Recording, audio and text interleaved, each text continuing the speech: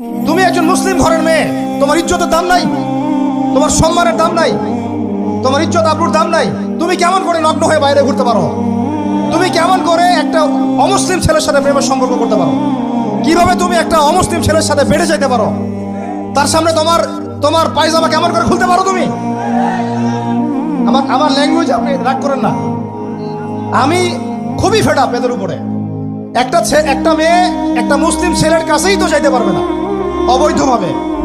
যাইতে হইলে তোমার শর্ত তিনটা: বিয়ে করতে হবে, বালেগ হইতে হবে, সাক্ষী থাকতে হবে, মোহর দিতে হবে, তারপর যাইতে পারবে তুমি। মুসলিম তো মুসলিম করতে এখন অমুসলিমদের সাথে প্রেম করা শুরু করছো।